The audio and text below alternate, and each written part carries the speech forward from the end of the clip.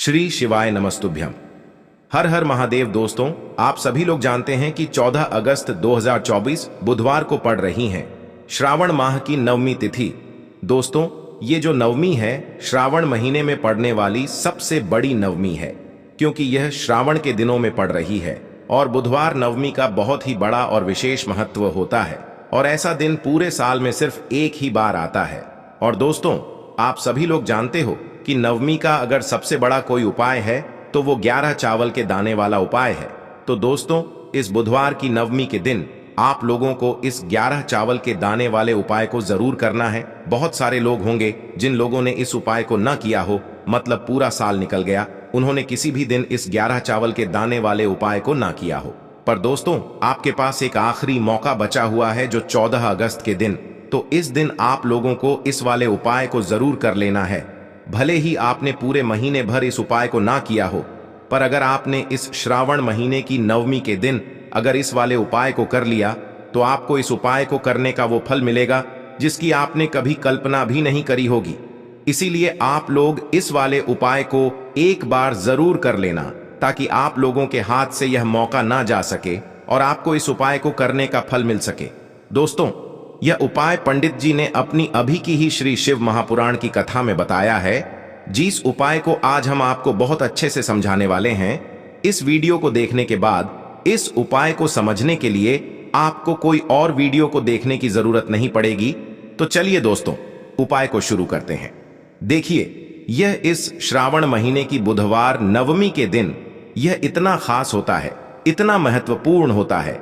देखा गया है कभी कभी बड़े बड़े पूजा पाठ अनुष्ठान से जो मनोकामना पूर्ण नहीं होते, वो श्रावण महीने के दिन एक छोटे से उपाय करने से ही आपकी मनोकामना पूर्ण हो जाती है। और बहुत सारे लोगों ने इस उपाय को किया भी है और उनको इस उपाय को करने का फल भी जरूर मिला है। अगर आप लोग भी इस उपाय को करना चाहते हैं तो आप इस उपाय को पहले अच्छे से समझ लेना, सुन लेना, उसके बाद करना। आपको इस उपाय का फल जरूर मिलेगा। और इस उपाय को कर लेने से आपके घर में चाहे किसी भी प्रकार की दुख और समस्या क्यों ना चल रही हो, आपको उसका कारण भी नहीं पता है कि भाई यह समस्या किस कारण से चल रही है, उसका कुछ भी कारण हो सकता है, जैसे पितृदोष हो सकता है या किसी भी तरह का मंगल दोष भी हो सकता है। तो इस दिन आप लोगों को यह वाला उपाय कर लेना है। यह एक ऐसा उपाय है जिस उपाय को अगर किसी विशेष दिन पर किया जाए तो भाई उस विशेष दिन का जो है वह तो हमें मिलता ही मिलता है, पर हमने उस दिन पर इस उपाय को किया है तो हमें उससे भी बड़ा फल मिलता है और फल बहुत जल्दी मिलता है, क्योंकि आप इस उपाय को बहुत ही बड़े और विशेष दिन पर कर रहे हो। तो चलिए अब उपाय के बारे में बात करते हैं, लेकिन उससे पहले आप लोगों को यह जानना आवश्यक है कि आखिर यह उपाय किस समय करना है, किसको करना है और कैसे करना है। तो चलिए हम आगे आपको वीडियो में एक एक करके बता देते हैं। लेकिन उससे पहले अगर आप लोग हमारे चैनल पर पहली बार आए हैं या फिर मेरी आवाज पहली बार सुन रहे हैं तो हमारे चैनल को सब्सक्राइब जरूर कर लेना और इस वीडियो को लाइक करके कमेंट बॉक्स में श्री शिवाय नमस्तुभ्यम ओम नम शिवाय जरूर टाइप कर देना। तो दोस्तों, इस 11 चावल के दाने वाले उपाय को हमें इस बुधवार नवमी के दिन कैसे करना है, किसको करना है, किस समय करना है और कहां पर करना है, ये सारे सवालों के जवाब आपको इस वीडियो में मिल जाएंगे।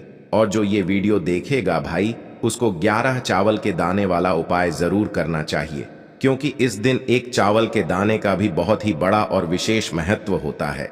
और जब बात आ जाए 11 चावल के दाने की, तो ये सोने पे सुहागा वाली बात हो जाती है और ये एक बहुत ही बड़ा उपाय हो जाता है।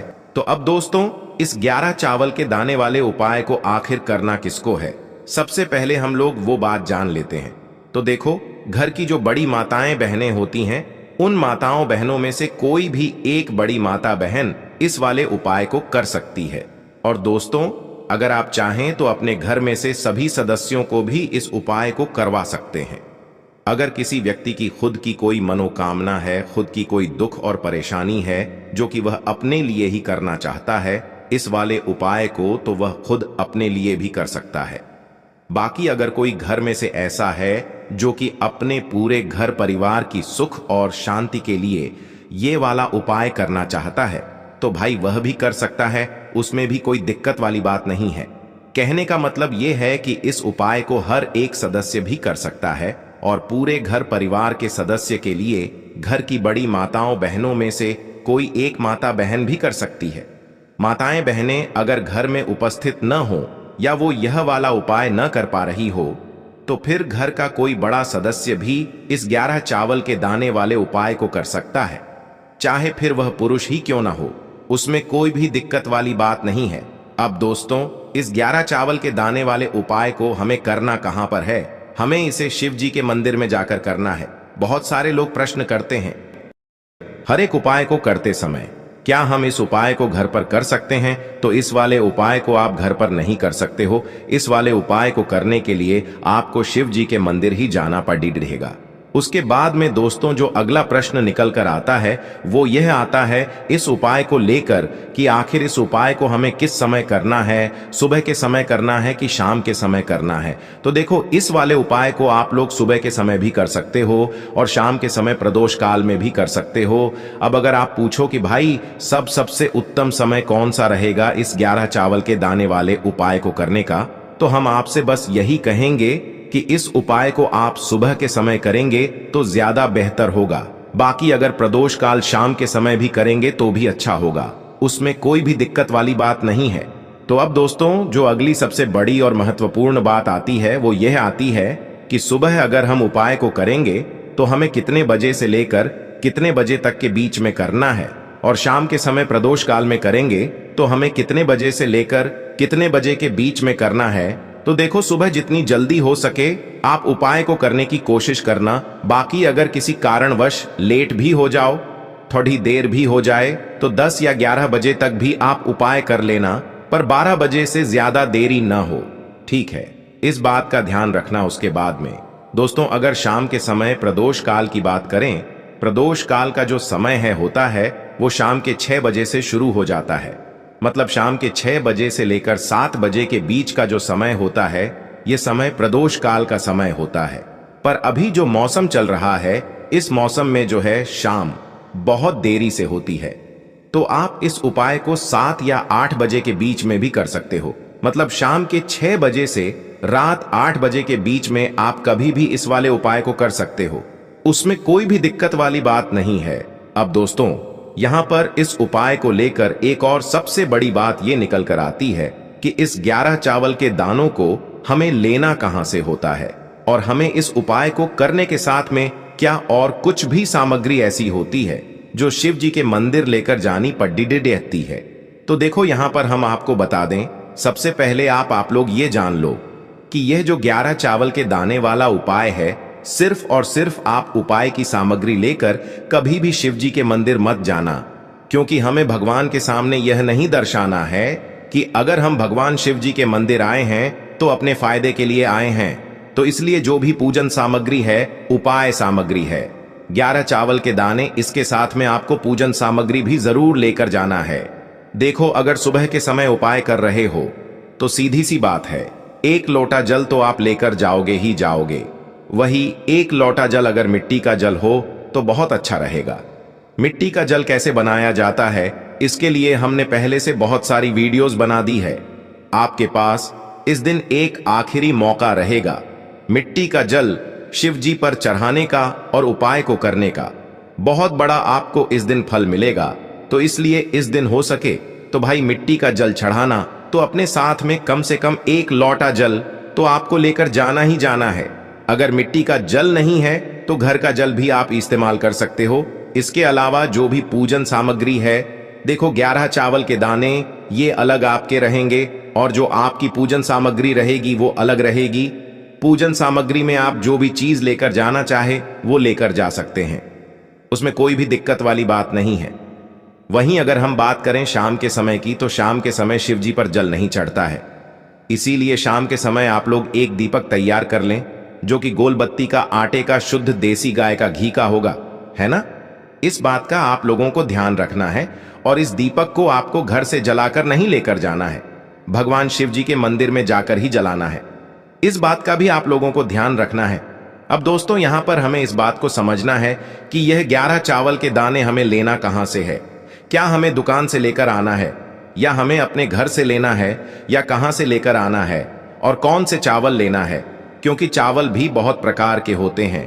तो देखो, इन सभी सवालों के जवाब आप लोग एक बात में सुन लो कि भाई ये जो उपाय है, इस उपाय में आपको ये नहीं देखना है कि भाई कौन से चावल है कौन से चावल नहीं है। बस जो भी चावल ले रहे हो वो चावल का दाना सबूत होना चाहिए, मतलब साबुत होना चाहिए, टूटा हुआ नहीं होना चाहिए, कटा पिटा नहीं होना चाहिए। ये बात आपको ध्यान रखना है। बाकी आपका चावल बासमती हो या सादा चावल हो या कोई सा भी चावल हो, उसमें कोई भी दिक्कत वाली बात नहीं है। तो सीधी सी बात है कि आपके घर के रसोई घर में जहां पर आप भोजन बनाते हो, वहां पर जो भी चावल आपके उपस्थित हो, उन चावलों में से अपनी एक कटोरी भर लेना या एक मुट्ठी चावल अलग से निकाल कर रख लेना, क्योंकि हम 11 चावल ही यहां पर इस उपाय में लेने वाले हैं। तो हमें यह चावल के दाने गिनकर निकालने पड़ेंगे। इस बात का आप लोगों को ध्यान रखना है। तो अपने उस चावल की कटोरी में से या चावल में से 11 ऐसे चावल के दाने आप लोग निकाल लो जो कि टूटे हुए ना हो, कटे पिटे ना हो, जिनमें कोई दाग ना लगा हुआ हो, है ना। अच्छे साबुत चावल के दाने 11 दाने आप लोग निकाल कर रख लो और इन्हें किसी भी एक कागज की पुड़िया में या किसी एक छोटी सी कटोरी में आप लोग रख लो, ताकि यह सुरक्षित रहे। आपके एक भी चावल का दाना इधर उधर ना हो और आपका उपाय भी पूरा अच्छे से हो जाए। तो भाई, जैसे ही आपका उपाय की जो सामग्री है, 11 चावल के दाने ये तैयार हो जाते हैं, उसके बाद मैं आपको जो भी अपनी पूजन सामग्री है, सुबह के समय कर रहे हो तो 1 लोटा जल या पूजन सामग्री जो लेकर जाना चाहो उसकी भी तैयारी कर लेना।